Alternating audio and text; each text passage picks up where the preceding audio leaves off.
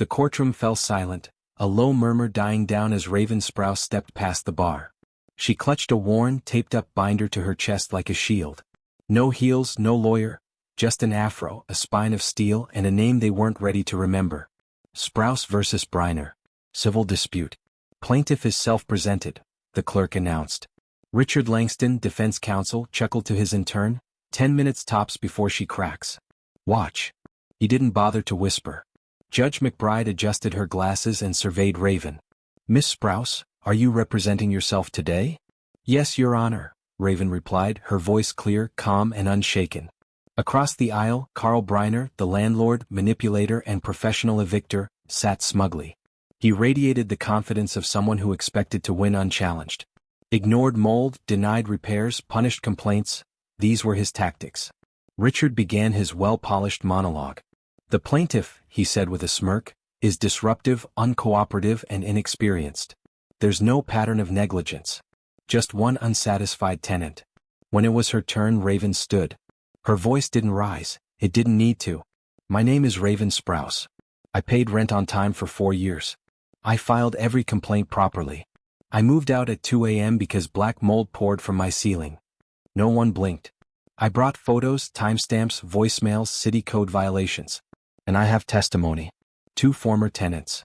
One is here, sitting quietly in the back. Gasps stirred like wind. Richard shifted in his seat. Raven continued, I'm not here to argue emotions.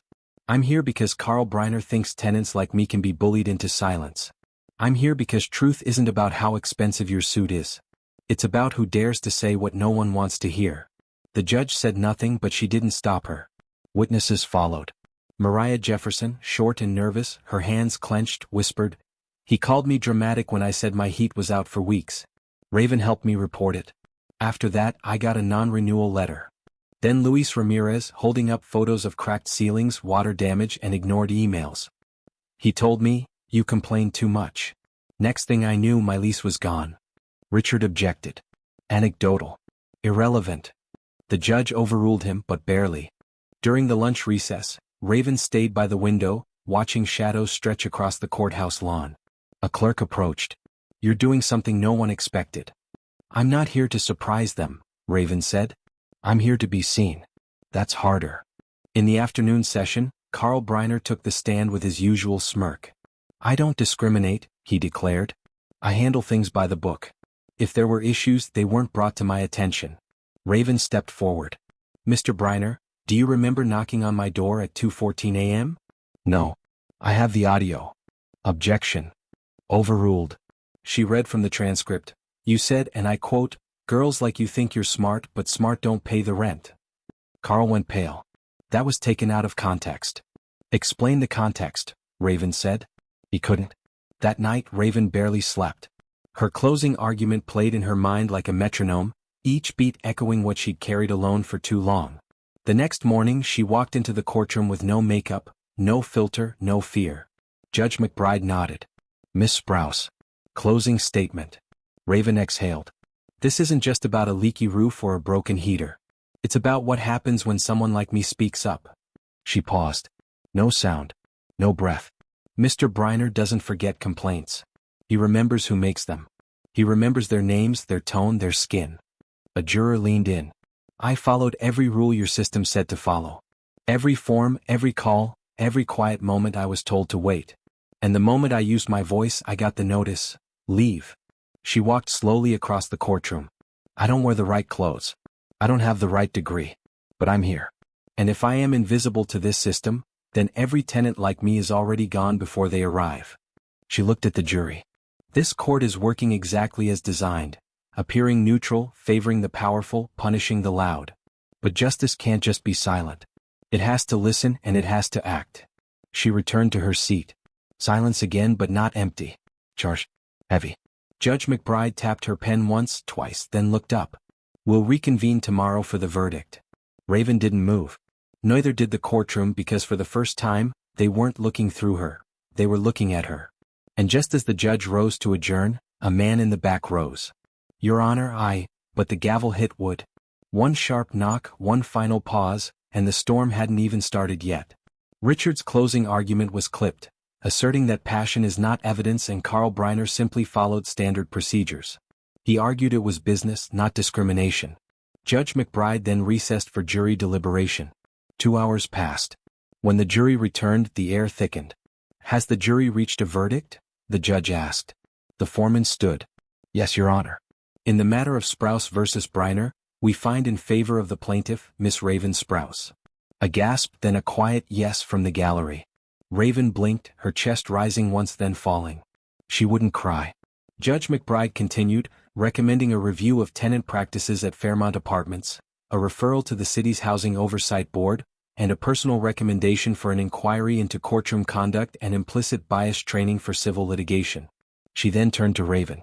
"Miss Sprouse, you may not have a degree, but your grasp of justice is profound." Richard slumped. Carl muttered and stormed out. When the gavel dropped, it was like thunder. Raven remained seated for a moment, letting the weight of the moment sink in. She had done the impossible. 2 weeks later, Raven couldn't walk down her block without neighbors or strangers thanking her. She never sought to be a symbol, only wanted fairness and a voice that didn't have to scream. Now, local housing boards were meeting, and a councilwoman invited her to a discussion. She ignored the invitations. She was interested in work. On a quiet Thursday, she walked into the old rec center on 4030, a building half empty for years. Mr. Knox, the director, met her. "You sure you want to do this here?" "I'm sure," she said. "We can turn the old art room into a tenant resource center. A desk, a printer, a few chairs, and someone who knows how to listen." Knox was hesitant about hope, but Raven assured him she'd handle that part. By month's end, flyers were up. "Need help with your lease? Housing problems? Want to know your rights? Come by. We got time." People came. The first week, 3 individuals, a single mom, an elderly veteran, and a college student. Raven sat with each, listening, printing documents, teaching them how to file complaints and how to speak without apologizing. By week 3 they needed more chairs. One afternoon Jada Morales stopped by. No clipboard this time. "You really doing this?" "Trying to," Raven replied. Jada told her Judge McBride was citing Raven's case in training sessions, rewriting courtroom conduct standards. She said, "The system's overdue for a mirror." That weekend, Raven's mother, Denise Sprouse, visited, bringing cornbread. When the room emptied, Denise said, "You made a place. Try to build what we never had," Raven said. "I remember when you were 9, Denise reminisced. "You stood up to your principal, 'cause he said black hair was distracting. He called me and said you were mouthy. I told him, she ain't mouthy. She's louder than your lies." They laughed. A city housing board representative toured the space. He offered a small grant if she became a nonprofit. That night, Raven stayed up until 2 a.m. filling out forms. Her fingers, once trembling in a courtroom, now moved with purpose. She clicked submit. The next morning, a text lit up her phone. "Grant approved. $25,000 coming in 2 weeks. Keep going." "You see this, Mama?" she whispered.